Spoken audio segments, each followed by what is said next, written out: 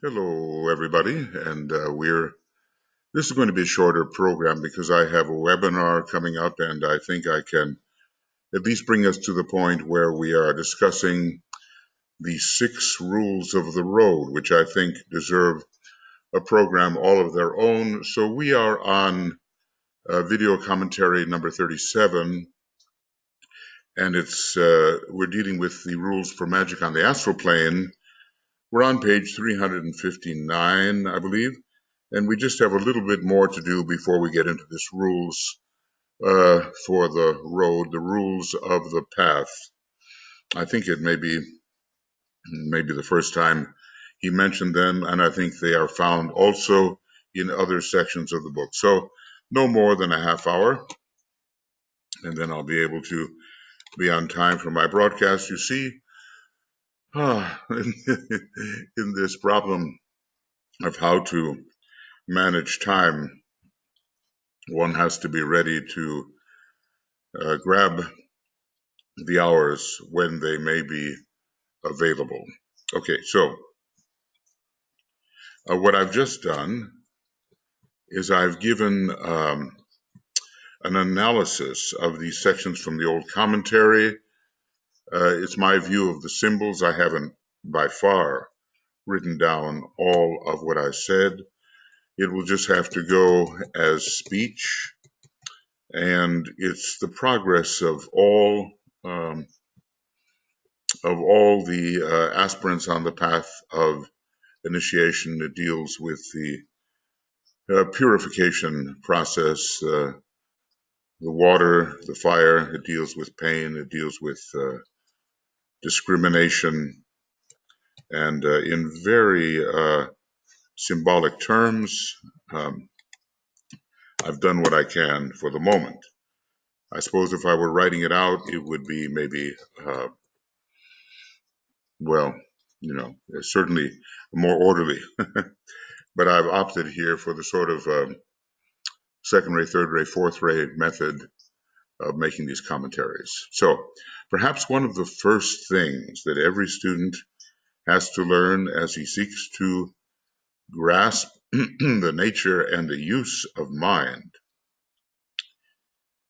and this is one of the major ways of controlling, of course, the astral body, a major factor in controlling the astral body, and discussed in relation to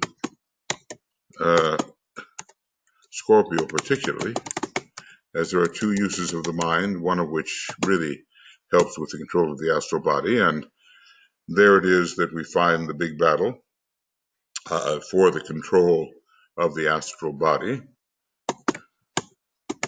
is that public opinion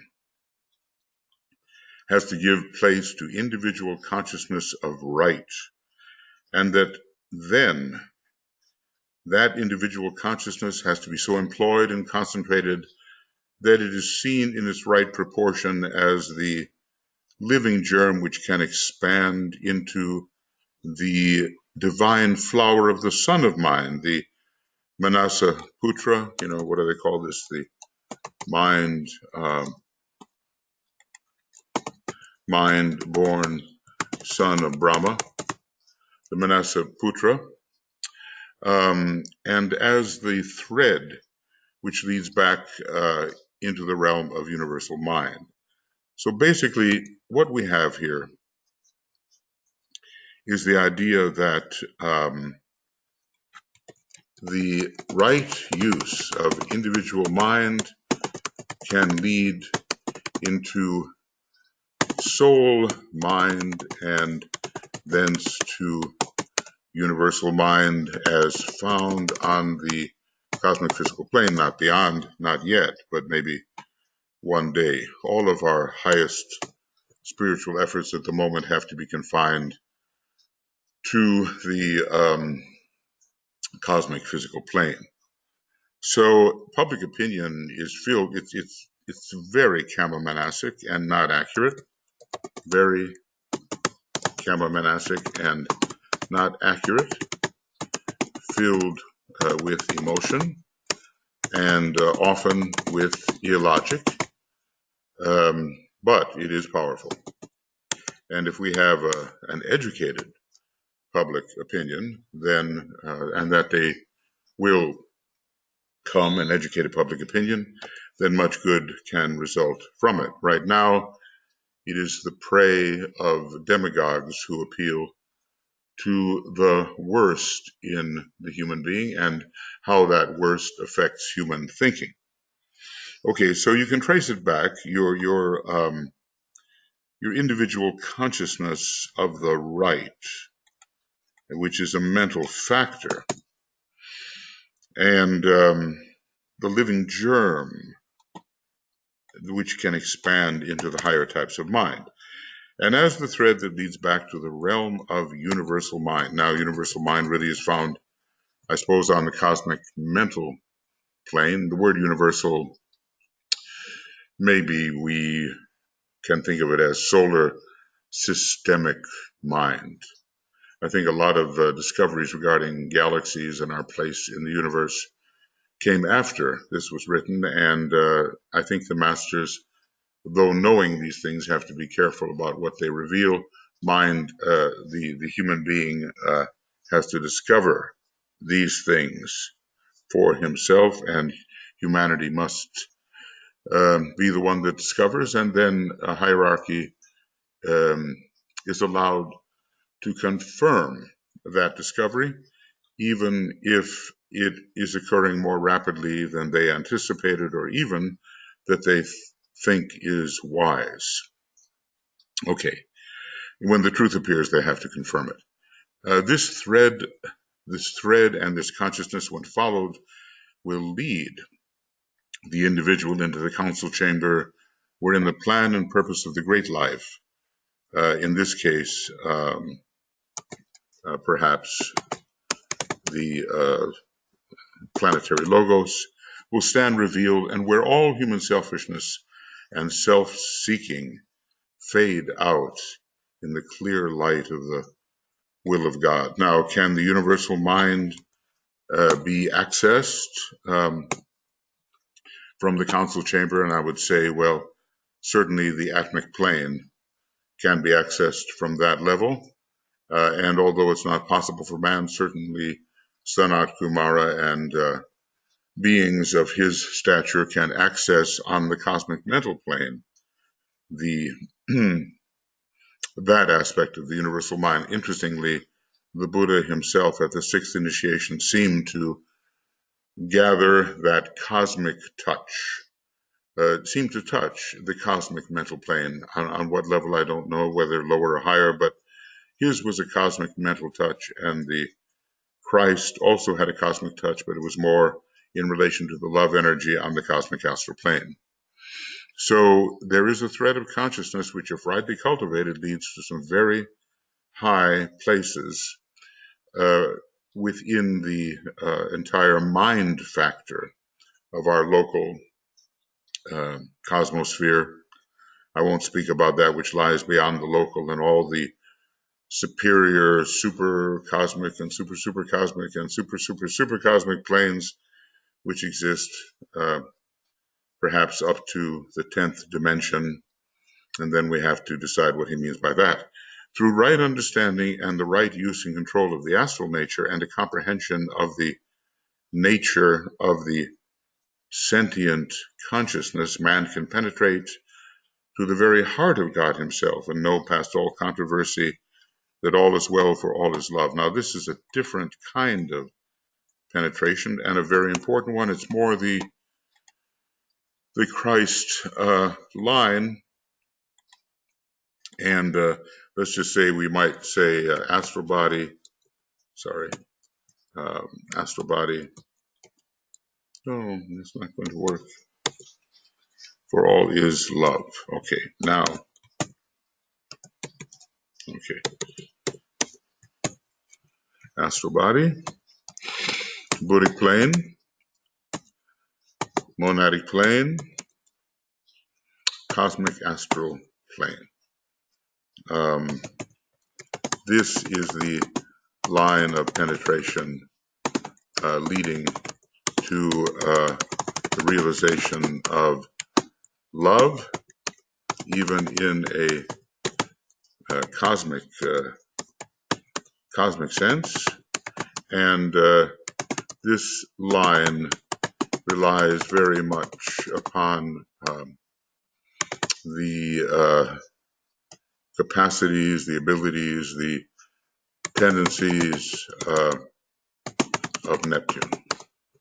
Through right use of the mind and through correct understanding of the nature of the intellect, man can enter into the mind of God and know that all is well, for all is planned, and divine purpose is steadily working out its objectives, we might say,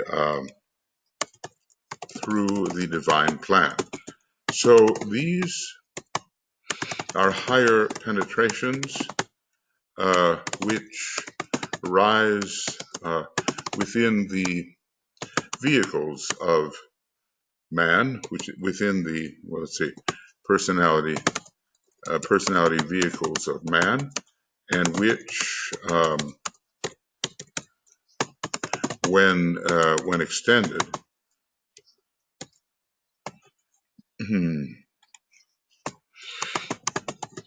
lead into the higher realms. So, so let's go back here just to confirm. There's a thread. There's a thread here, and following it. How do we follow the thread? Well, when followed, and let's just say here, we follow the thread through meditation.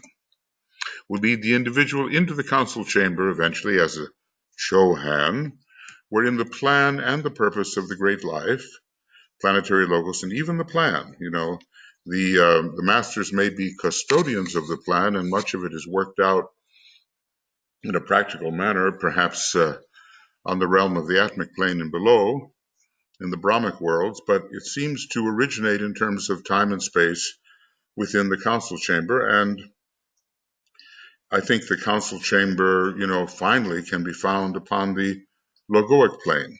Anyway, the purpose of the great life will stand revealed, and human selfishness and all that will fade out. And then, so that's the right use of the mind, and he kind of repeats it coming up. Through the right understanding and right use and control, 3 factors regarding the astral body, through right understanding and right use, and control of the astral body, all these factors, and the comprehension of the nature of the sentient consciousness, and we might say from low to high, man can penetrate into the very heart of God. Where is the heart of God found? Well, heart of God himself found where? Represent REPTD, represented on the cosmic physical plane, on the cosmic astral plane, and on the cosmic mental plane within the egoic lotus of the planetary logos, and more, the egoic lotus of the solar logos. And then I suppose we can go on to the Buddhic plane and find even a greater representation of the cosmic heart of God. Okay, man can penetrate into the very heart of God. Our particular way of representing that is through our own, what we call the soul on the higher mental plane within our own egoic lotus. And know past all controversy that all is well, for all is love. And we might say this love in its quite pure form is found on the cosmic astral plane and is represented on the on the cosmic physical plane. Okay. And then through the right use of the mind, we can trace these things back. Right sentiency is the first one, and then right cognition, I suppose, right thought, and through the correct understanding of the nature of the intellect. So let's just make this also, have this stand out a bit for ourselves. Right use of the mind and the correct understanding of the nature of the intellect. Man can enter into the mind of God, and it's found also represented in various places on all levels. Let's just say this mind of God is represented on the cosmic physical plane, cosmic astral plane. Also, there's a mental level there, and the cosmic mental plane. Okay, the work, well, he's giving us quite a stretch, isn't he? Okay, now I have to make sure that my half hour really holds, and I'm beginning to worry about that.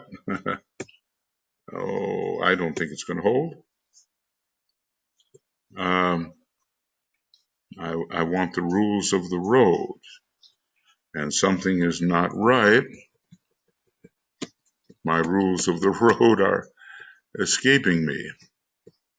Okay. Okay, well, friends, I have to admit a mistake, but I'm going to keep what I just discussed. The rules of the road are found in Glamour, a World Problem. And since I was going to be dealing with the Glamour presentation in a very short time, I got the two confused. So let's just say we'll go on here until the half hour is up, but then there, put it like this, there will be no rules of the road discussion in this program.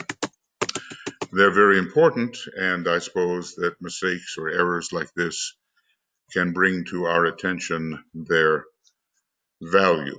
I mean, when we do uphold the rules of the road, then we tread the path properly and we do not fall into the snares of Maya, glamour, and illusion. So sorry for that, but I was so intent on having a half-hour program that I transposed my registration of what was going on in the Glamour book into this one. Okay, forgive me for that, but I don't want to unsay what I just said before, and the editing process is too lengthy, so I'm just going to trust that you'll bear with me. The work of the Atlantean adepts was to impress upon the world the consciousness of the fact that God is love. And I think the fourth degree was possible in Atlantean times, and even on the moon chain, but not later in the moon chain offering, because then the Buddha could not take even the third initiation. It was not being offered at that time, and he had to then delay the taking of it until reaching the Atlantean period, when he took it, as we're told, in a fourth ray ashram with the Christ. This is, so anyway, God is love. This is a symbolic expression of the truth as to the use of the word God. Now, in our solar, in our solar system, God, which is a second ray solar system, God is indeed at this time love. But of course, God will be will, and God has been intelligence, and God is God, the solar logos, is will, love, and intelligence. And finally, the synthesis of all three. The work of the Aryan adepts is to impress upon the world consciousness that God is will, and using, okay, it's always that way, if I rush, using the intelligence. To do this for the human family, they work with the intellect so as to bring it into control, to subordinate other forms to the mind, and and I might say via the will, and through the mind to reveal to man the vision of what is and what will be. So we do realize that mind and will are along the same hard line stream of energy. Man is therefore brought into line with the esoteric head center of the one life. Now, what is this one life? So is this our planetary logos, who, with respect to us, is indeed a one inclusive life, or is it something more? So anyway, in any case, it is Shambhala, which is the esoteric head center of the planetary logos. And Shambhala, as I say, has its representations on globes, chains, and in the whole planetary scheme. In the animal kingdom, through the development of sentiency and its allied unfoldment through pain, so pain, we have pain, and the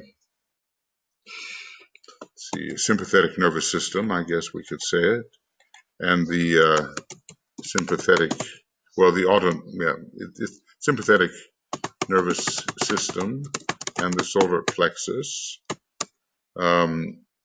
That's where this pain is felt, or this is the mechanism, or the physiological mechanism, subtle physiology, which allows the feeling of pain. In the animal kingdom, through the development of sentiency and its allied unfoldment through pain, they are bringing those types of forms into line with the heart center in nature. And this can be found on the cosmic physical plane, just as can Shambhala. This is a phrase conveying a truth which cannot be more clearly expressed until man has become more inclusive in his consciousness. The use of the word nature is to be examined. So in one place he talks about the esoteric head center, and another place he talks about the heart center of nature, and you kind of wonder whether there's some being who is a combination of kingdoms who has a heart center. I mean, all of these kingdoms are ensouled by entities, and they have the chakric development. So what is nature in terms of a being or combination of beings? In any case, you rather think that this would be found upon the cosmic physical plane as well as something much higher than it, i.e. Shambhala, is also found on the cosmic physical plane. Through color in the vegetable kingdom, that's along the 2-4-6 line, but especially 4, the fourth ray, those forms of divine manifestation are also brought into vibratory contact with that center of force in nature, which is analogous to the throat center of man. These are very, very obscure and occult statements. Okay, so color and the throat center. And forms being brought into contact with higher entities. That's what we're talking about. Well, this would require some really deep examination. Basically, he says he has to use these words. In using these words, I refer primarily to the life which is expressing itself through our planet, to our planetary logos, but the idea can, needless to say, be progressed to include the great life of which our planetary logos is but a reflection and an expression. And we might say this could be the solar logos, but also one of the stars of the logoi or rishis of the stars of the Great Bear and beyond. Now, what is the idea here? Whoop, gotta be careful. The idea here is note how an idea can be progressed. And that's a good way of putting it. Man is the brain of nature. The animals, the expression of the heart, the vegetable world, the expression of the creative force of the throat center, these three kingdoms in nature forming in a peculiar manner correspondences to the three higher centers in man. Maybe we can call them, leaving out the Ascent Center, perhaps we're dealing with head, heart, and throat. I think so. The three higher centers in man, head, heart, and throat center, as the three kingdoms on the involutionary arc correspond to the three lower centers, and the mineral kingdom, abstruse as the idea may seem to those of you who have not the consciousness of the life aspect, corresponding to the solar plexus, the great clearinghouse between that which is above and that which is below. Well, the mineral kingdom is a juncture where involutionary kingdoms and evolutionary kingdoms meet. But yes, yes, abstruse. So I do not, hazard an interpretation of that at the moment. Okay. So there are analogies. So DK will now take up additional analogies. All right. DK will take up additional analogies, and this will be the end of our half-hour program.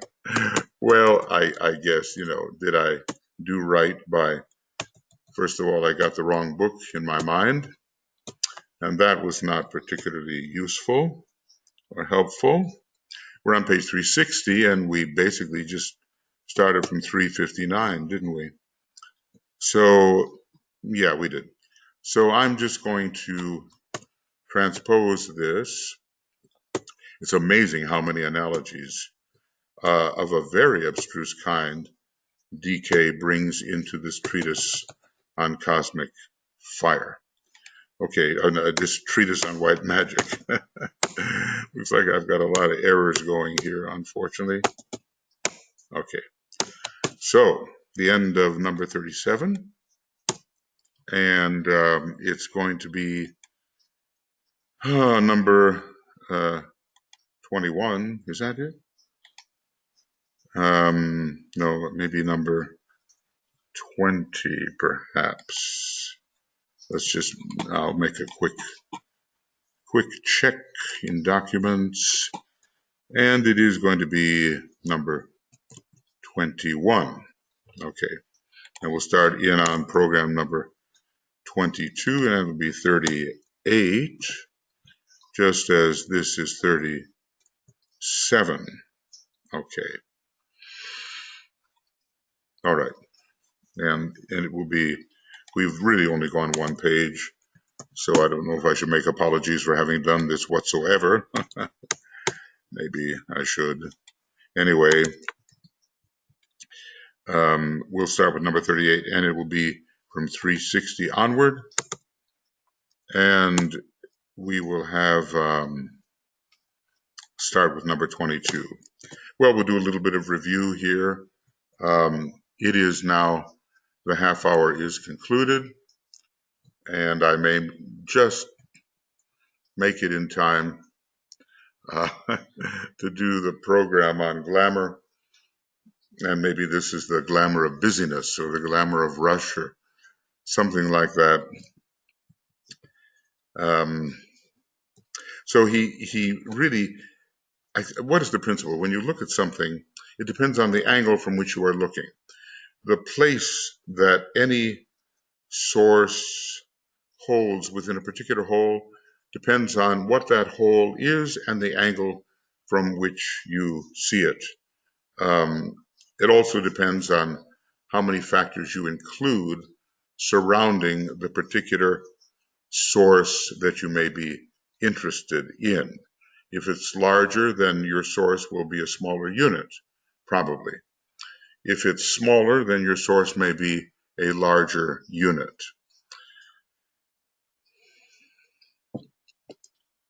The idea of the progression of thought and ideas into higher correspondences, that is clear.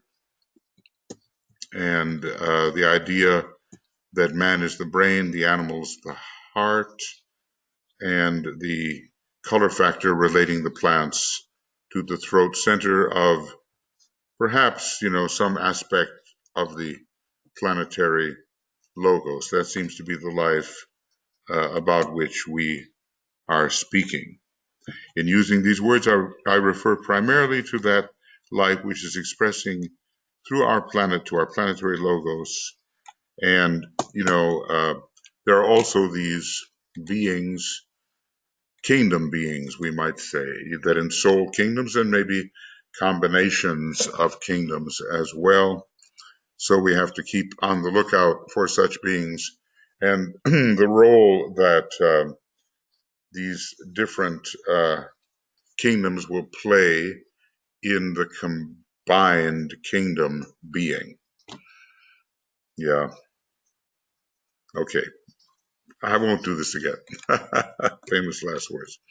Okay, everybody. Thank you. And we'll go on to number 38 next, and hopefully at a more leisurely pace.